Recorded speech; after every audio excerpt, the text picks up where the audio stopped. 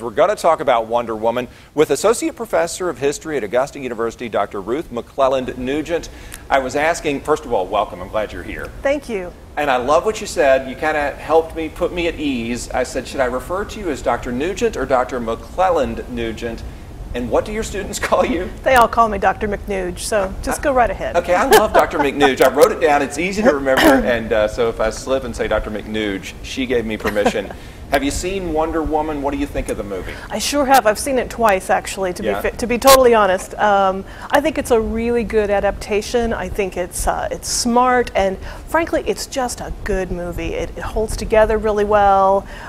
You know, it's fun to watch. It's a classic film. It is setting all sorts of marks when it comes to earnings and its position in box office history. It's just done a phenomenal job. And Marlena, by the way, at some point during this interview, get a tight shot of Dr. McNuge's necklace. I love that necklace, paying homage to Wonder Woman herself. Is she the first feminist hero that we have? If you go back to her origins in the early 1940s, would you put her up there as, okay, this is our first feminist hero that America had, that the world had? Certainly, I think she's probably the first superhero designed to have a sort of a feminist message in a way. She's not the first female comic book character or the first female superhero even, although she's certainly the longest lived and most successful. But her creator is a little different than, say, Superman or Batman and how they were created. You know, those are characters who were designed by young guys with kind of a hero fantasy, you know. Wonder Woman, on the other hand, was designed by a Harvard-trained psychologist. He had a PhD in psychology as well as a law degree from Harvard. And he was really interested in the power of popular culture to shape our world. And he was quite concerned about comic books. They were very violent, they have a lot of messages that maybe aren't so great for kids, and proposed the idea of having a different kind of superhero, one who had these kind of what he considered more feminine virtues of love and caring, as well as being very strong and, you know, exciting to read about. Yeah, let me read you a quote from Dr. William Moulton Marston, the psychologist that Dr. McNuge is referring to. I think his creation of her, as you just said, was intentional. He wanted this role model, if you will. He said Wonder Woman is psychological propaganda for the new type of woman who I believe should rule the world. That's right. That's right. Where do you think that came from? Was America at that time, early 1940s, and since, craving a woman to rule the world, craving someone to break out of this male-dominated society? Probably not. Maybe they didn't even know it. But if we think about the historical context, Marston is writing in a time when the world is really falling into fascism, if you will. I mean, in 1940 and 41, when he's coming up with the idea for this character, Europe's at war. We have war in Asia. And Marston, as a psychologist, had been very interested in gender and leadership. And what's a positive leader versus a less positive leader. And he was very concerned with the idea that the world overvalues leadership by force and doesn't value leadership by, if you will, compromise and persuasion. And so for him, this character is a way to try to get kids in particular to value a kind of leadership that is not the fascist domination kind of leadership.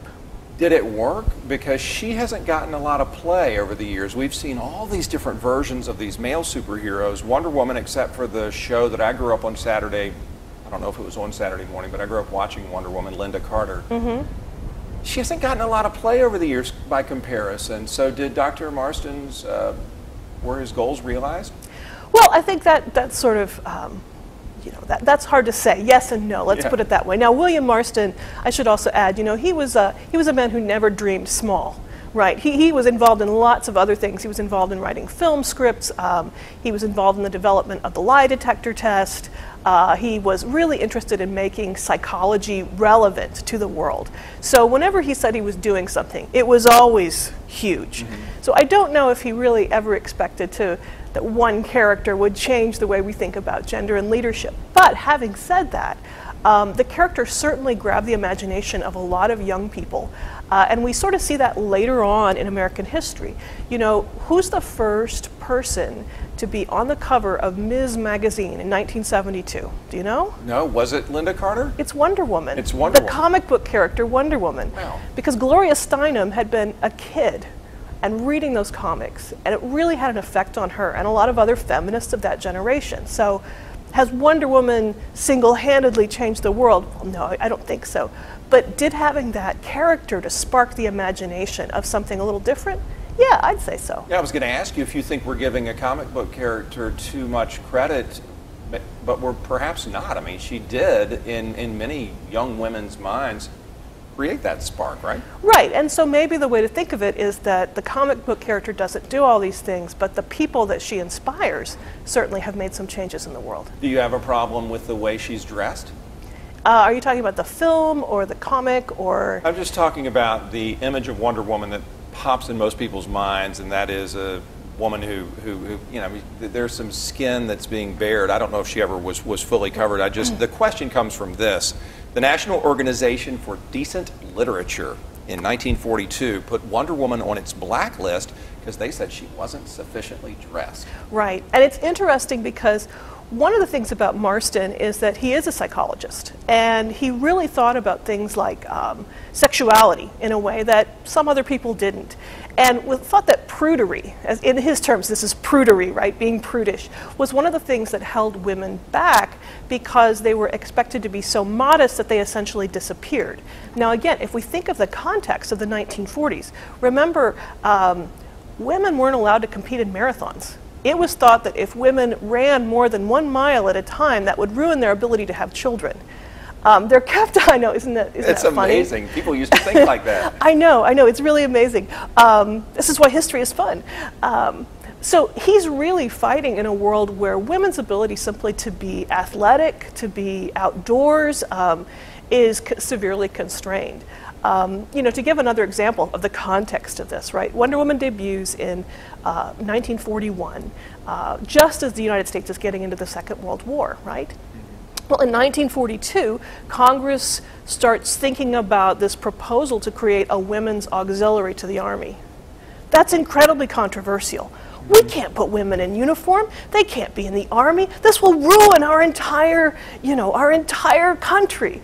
And that's the context where you have a Wonder Woman character. So you sort of have to think of it in those terms, that he's really doing something kind of revolutionary. Revolutionary, way ahead of its time. If Wonder Woman were real, she would have never made it, would she? Well, there are people who say Wonder Woman was real, that she's very much modeled on his wife, Elizabeth Marston, who also was a psychologist, and she co-authored some of Bill's works. She had a master's degree in psychology, and she was really the one who supported the family sometimes when he was off writing films and other things. You know, she went to work for MetLife, and according to family lore, she's the one who told him when he was thinking about this new character, make it a woman, Bill. Make her a woman. It's great. Who are today's Wonder Women? And we have, countless women doing incredible things, but let's take it to the level of Wonder Woman. Let's take it to superhero status. Who are today's Wonder Women? Oh my gosh, there are so many women who do amazing things. That's a great way of putting it. I think it depends on what do you boil down being a superhero to. I mean, obviously we have some amazing female athletes if we think about that kind of competition, etc. But I also want to think about people like Malala, the girl in Afghanistan who's campaigning against all odds for women's education. If we think about being a superhero as the dedication and courage you have in your heart to change the world, that's another way of thinking about it. So I think there are probably lots of Wonder Women, maybe some right at home that you aren't even thinking of. Yeah, that was my next question. It starts with mom or grandma or sister, doesn't it? Sometimes, and I think, as a person who teaches history and I like to get people's stories, I always say, go ask your grandparents their stories. Did your grandmother Was she a welder during Second World War? Who knows? You know, I was in my late 20s before I discovered that my great aunt had actually played professional women's basketball in the 1940s. Really? She just never talked about it, right? You know, so I mean, there are those really interesting stories of the people who are out there and the women who are out there doing things that maybe they're sort of quiet about. Just a couple more questions. You mentioned role models, and you mentioned how at the beginning of the interview that Wonder Woman indeed created a spark in so many people. What about today's generation of girls who are going to the movie and seeing, probably for the first time, this woman who we've loved since the 70s at least? You think it could change their path? I think it's so amazing that little girls, excuse me, little girls are growing up in a world where they're going to have a big screen Wonder Woman as their role model, perhaps. And it's amazing when you see the pictures of little girls dressed in these costumes with their swords, being very fierce. Because again, the film, it really does get to the heart of Wonder Woman. Is she's exciting, there's a lot of great physicality, there's great fight scenes, but she's also good, she's caring, and she's really this sort of whole package for girls and for boys, but particularly for girls to see that and to think about being that is a very exciting thing. Yeah, and that really goes back to her origins, coming from a place where kindness ruled the day and compassion on this island of all women, and then coming over to the rest of the world and trying to impart those qualities. And I do think that is still going on today through her. Yeah. Did you ever get a shot of the necklace, Marlena? Yeah, just before you go, I wanted to get a shot of that because, and there's a reason for it too, because I put teachers above all others in the category of Wonder Women.